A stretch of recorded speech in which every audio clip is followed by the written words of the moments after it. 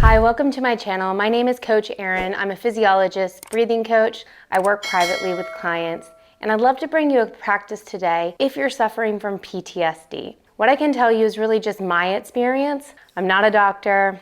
I'm not even a trained PTSD wellness coach, but I have had this diagnosis and I have used my own mindfulness practice to overcome a really dark period in life and really a place where I was having frequent panic attacks. So that really wasn't working as a mom of two, as a business owner, as I'm sure you could see. So I had to come up with many different ways to cope with past trauma, and breathwork is one of those things, one of those tools that I am so glad I found. Because what's unique about the breath and trauma, specifically if you have panic attacks and you're feeling like that hypervigilance, what I've learned about breathing is that it's going to be the pace in my body. So what I found was when I was under a lot of stress, when I was in this hypervigilant state, my breath was really, really fast. I'm talking like 20 or so breaths a minute. So my breathing rate was really quick, even at rest during daily activities. The next thing I noticed was that I was mouth breathing a lot more than I probably wanted to admit. I was mouth breathing, especially in front of a TV or any type of screen. If I got rushed getting my kids ready or I was moving from one thing to the other, I was feeling really rushed, I was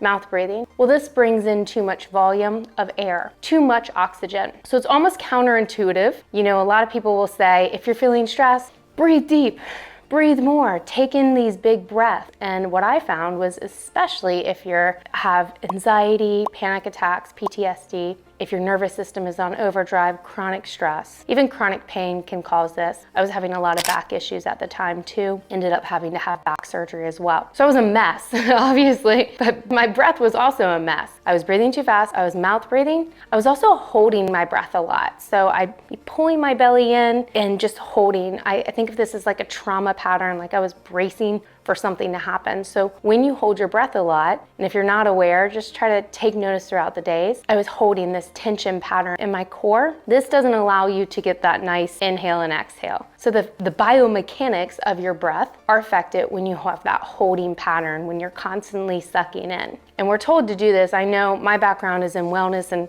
physiology. I've been told to do this a long time. Pull your belly in. It's good for posture. Well, no, it doesn't allow for the diaphragm to move the way that it needs to. This diaphragm here as well as this diaphragm here. So not great. It also, your vagus nerve runs through your respiratory diaphragm. So if I'm constantly holding it and it's really, really weak because I don't use it, and I'm using my accessory breathing muscles like my shoulder and my neck, then the respiratory diaphragm, it is getting to a place where it's not going to move correctly. It holds, and therefore the vagus tone, your vagal tone, is being affected. Well, you need high vagal tone to be able to tap into that parasympathetic nervous system state, to be able to rest, digest, feel grounded, feel calm. If you're not using the respiratory diaphragm correctly, then you're missing that benefit. So I started to learn. I went and got certified in breath work. I was very fascinated in it because I did know my breath had changed. So not only was I mouth breathing, not only was I breathing really fast throughout the day, I was having this holding pattern. And then I did notice that I was starting to have pretty severe air hunger. I talk about air hunger a lot on my channel. So if this resonates with you, watch some of those other videos. But air hunger was this reaching breath. I'd take these big, and I'd be like sighing a lot or yawning a lot. And I also felt like I couldn't get a satisfying breath. So that was cueing me to breathe more. That internal cue that, hey, I'm not getting enough oxygen. And what's so difficult, I think, about this, or eye-opening or almost counterintuitive, like I mentioned, is that you don't need to breathe more. Even though your body feels that way, you need to breathe less. And the best way I could understand this for myself was with overconsumption. So overconsumption when you eat, overconsumption when you overwork, overdrink. When we overdo anything, let's say overeating, then you get into the habit where you need more food to feel satisfied. So then your portions get bigger, your cravings get larger, and the more you feed that monster, the bigger it gets. The same thing with our breath. So when we're stressed and we're over breathing, we're hypervigilant in our breath, we're here, If you've been through a really traumatic experience, say you were under a ton of stress, let's take a veteran for example, a veteran under a ton of stress for an extended period of time. Well, your breathing pattern is going to change in response to that stress. You're going to pick up some of these dysfunctional breathing patterns that I mentioned. Mouth breathing rate's going to increase. You might have some holding pattern, or you might just be breathing in a way where you're what I call paradoxical breathing. So it's a reverse breathing pattern, really using the shoulder and the neck to reach up. So you've been breathing wrong for an extended period of time, and you've gotten to the place where your body's used to that overconsumption of oxygen. And if you put a pulse oximeter on your finger, you don't need to breathe more, you need to breathe less. We need to breathe slower, longer breaths, using the good breathing mechanics, good biomechanics, our physiology, to breathe well. So as you notice, if you haven't already, like I mentioned, I'm Coach Erin. The name of my channel is Breathe Well. This is why I created this channel. Yes, I like to do some other coaching as well, but this specifically is why I created the channel Breathe Well, because I didn't want anybody else to have to go through this. And I felt very fortunate that I had years of physiology and wellness coaching under my belt, and yoga. I've been teaching yoga since 2010 before I went through this terrible experience of PTSD, panic attacks, like hypervigilant, chronic stress, so difficult. And that cycle was very consuming. That air hunger was very consuming. So I know that if I had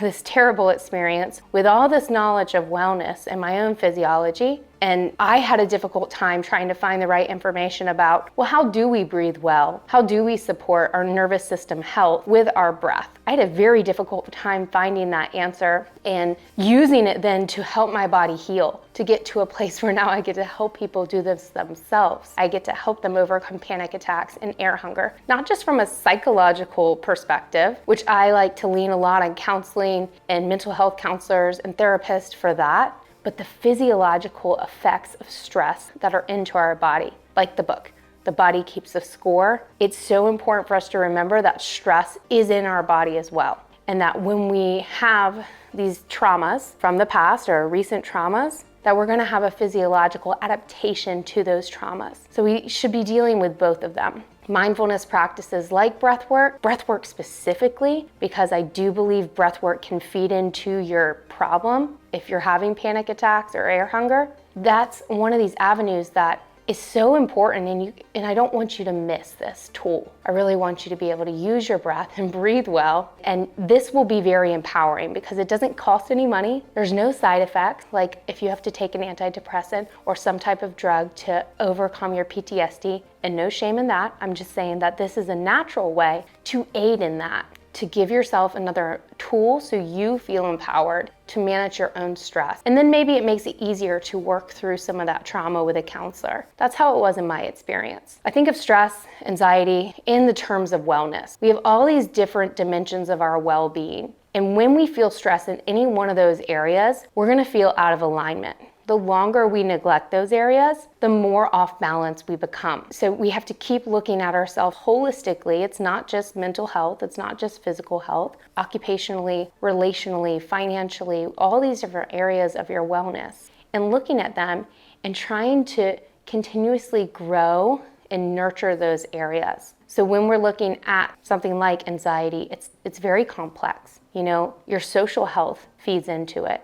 The relationships, the support system you have. Yes, your hydration, your sleep, your nutrition, your mental health. You see how it's bigger than just one thing. So if you can don't feel overwhelmed by that either. Hopefully that'll make you feel empowered because you have all these different tools and avenues to improve and overcome. And if you are in the middle of anxiety, if you are struggling with this, like reach out to people. I've been there. I always meet with people one-on-one for a one-on-one call, even if it's just, hey, I'm having a hard day and I wanted somebody who has been through this to talk to. Like, I love to connect with people. This is why I created this channel.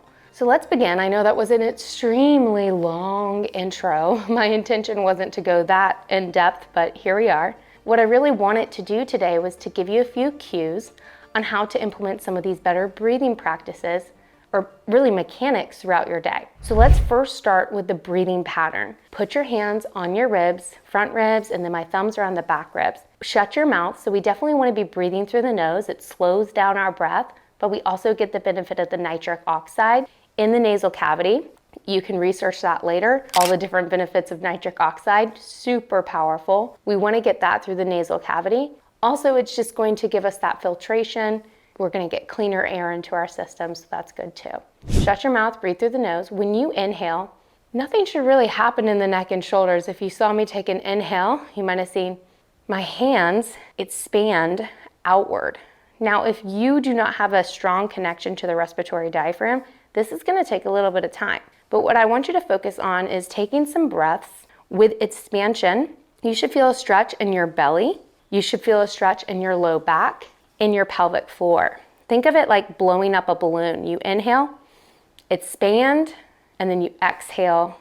Everything draws in towards the midline. All right, pause here. I'm going to go grab something to help. All right, I grabbed this to help. When you inhale, expand, fill in the middle part of your body, and then exhale, everything comes in.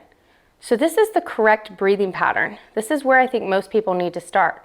Because if I cue you to just breathe, you might breathe in a more stressed breathing pattern. You might go like this, which is going to activate the nervous system state. There's a lot of breath work practices out there where they're doing this. That's not going to work if you're hypervigilant, if you have anxiety, if you have PTSD, if you're suffering panic attacks. That's not going to be a great breathing pattern for you right now. It might be something you graduate to, but for now, we want to calm the nervous system. We don't want to stimulate the nervous system. We want to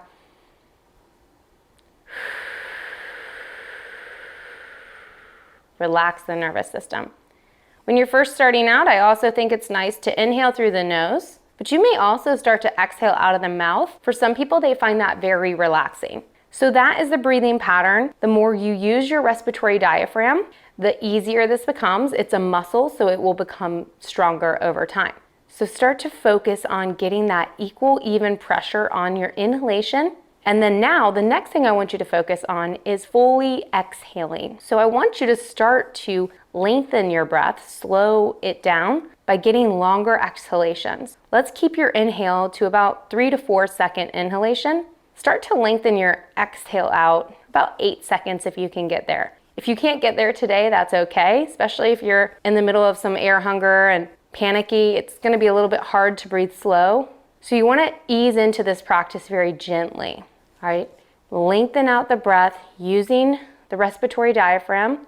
Relax neck and shoulders, getting that expansion on the inhale. And personally, that's where I think you should hang out for a while. If you have PTSD, this is where you want to hang out for a while. When I first started doing this breath work, I would put on some really relaxing music. I'm a Christian, so I was putting on worship music. I just closed my eyes and I would breathe 4-second inhale, followed by an 8-second exhale. That's a really good place to start.